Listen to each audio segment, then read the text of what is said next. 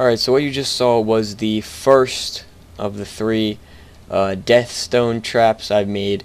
This one first is what it does is it launches people out of there and basically drowns them in the end. So here's the train station part. It just looks like a normal train station for the person to initially get in. This button activates this rail and then opens up this pathway for the rider to go through. Alright, here's what it looks like without the floor.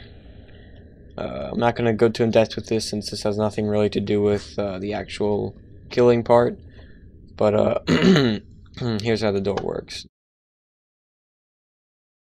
Alright, so afterwards the guy comes out here, he's riding up here, looks like a normal ride, and right here we can see this is where he turns off. Now there's a detector rail here, and what this does is it powers this rail here, and when rails get powered they work like kind of like a switch track. So let me get a lever out to show you.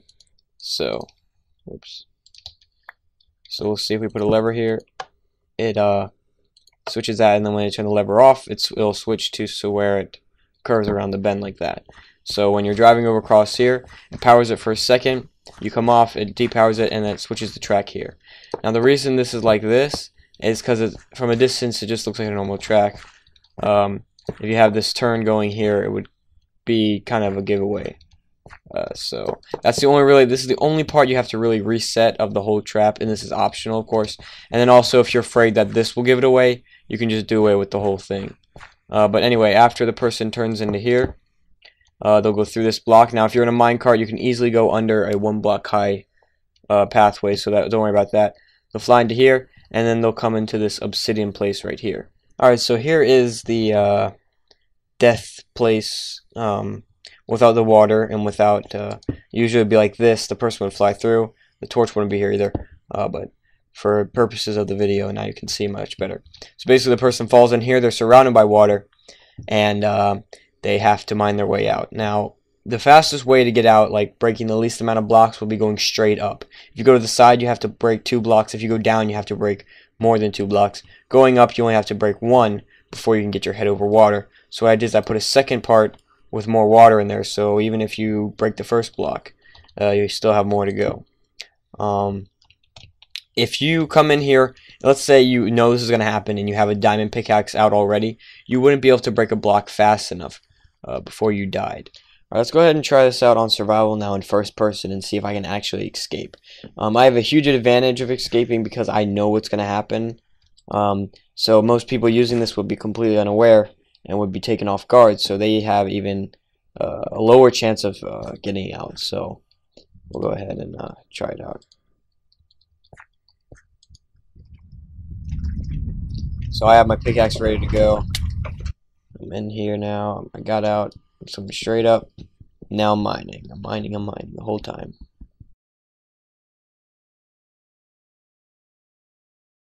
And this is on peaceful too, I might add, so I re-heal a lot faster.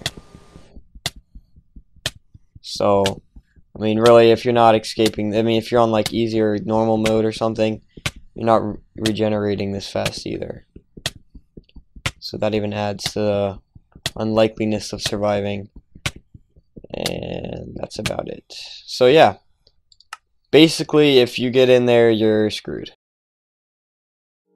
It's a wonderful day at pig farms. The water is fresh and the air is clean. Here comes the swagalish farmer here to check up on his pigs. What's this? Oh, no.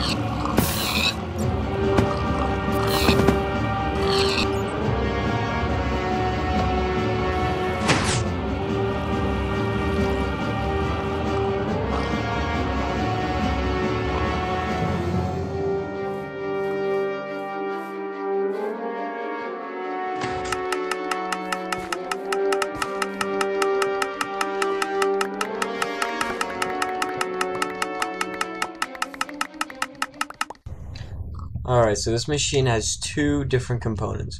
We have the top layer here with this floodgate here, which drops the water. And then down below we have the important part, which is the cylinder. The cylinder is like the cooking chamber. So if you were like on survival or something, you really wouldn't be able to get spawners like I do up here. So this part is more for show and stuff, this top part. And then this bottom part is the actual important part. So we'll start up top. So basically there's a lever down bottom right there, and it causes these floodgates to drop.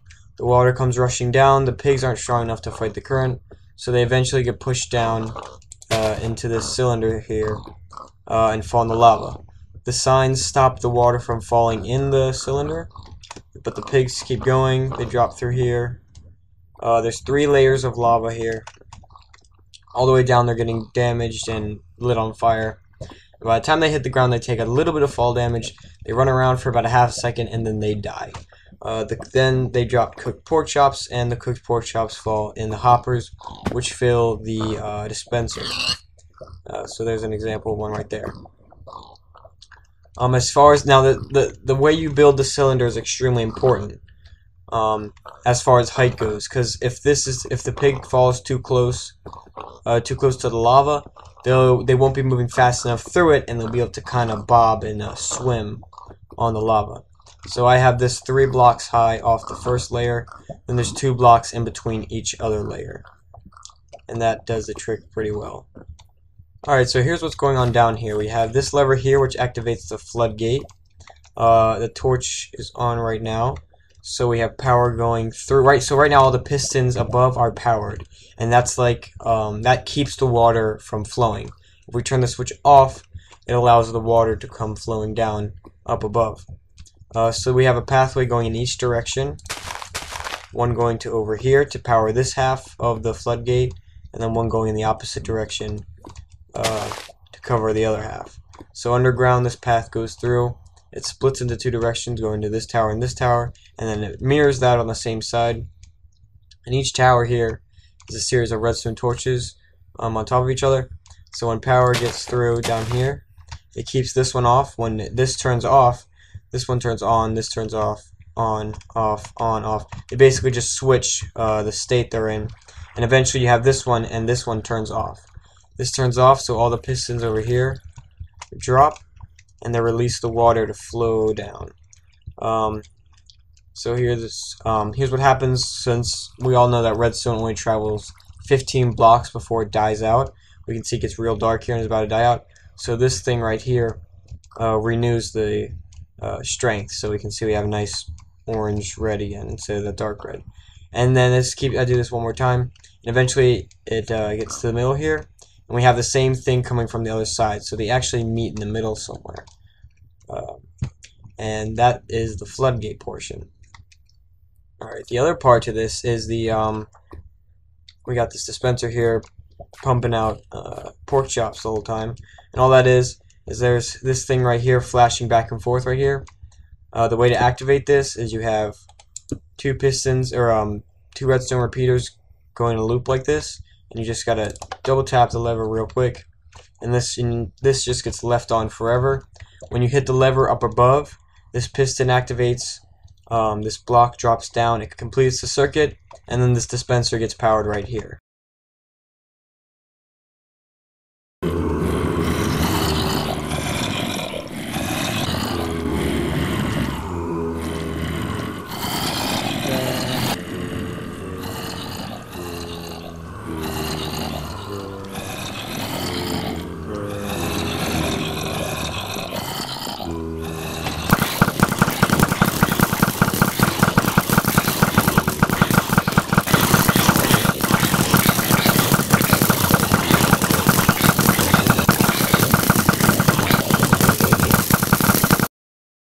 Alright, so I saved my favorite Deathstone machine for last. It's basically just like a tower defense with a machine gun facing each direction. Each machine gun has 6 dispensers, which each shoot roughly around 5 arrows per second, which gives a total of 30 arrows per second for each gun. So how it works is whatever lever, we have 4 levers here, which each power a different gun. So whenever you just hit the lever, arrows come out. You can use anything you want, like a pressure plate if you prefer to just walk on it or something. I like levers so I can have them all shoot at once. So let's go underground here and see what's going on. So there's an endless, like before, there's just this constant pulse, this pulsating current that just goes back and forth the entire time. And just like before, when you hit the lever, this piston activates, goes down, completes the circuit for this one over here, and causes the machine gun to go off. Now I have the redstone laying on top, and this will activate the dispensers. Instead of having to like have each one individually powered, you can just lay redstone on top all the way, and it'll power all of them. And then I have this one down here, and that way, since there's a delay here, it'll fire the top row, then the bottom row, then the top row, then the bottom row. Instead of instead of being like doon doon doon, it's gonna be like doon doon doon doon doon doon like that. But only shooting 3 at a time at any time. But the rate of fire, either way you have it, the rate of fire is the same. So that's basically how it is for each one. And the way I got 5 arrows per second is because it takes 0.2 seconds to flash. And so that means it flashes 5 times a second, which means I'm shooting 5 arrows for each one every second. I might be a little bit lower than that since like the game like does weird stuff when it's flashing that fast. So it might be a little bit less than that. But in theory, it's 5 rounds each per second. So I'm just going to go ahead and activate all of them just to kind of let loose. And there they go. It looks really cool, and you can just see the amount of arrows just come flying out. It's making my game lag a little bit, actually.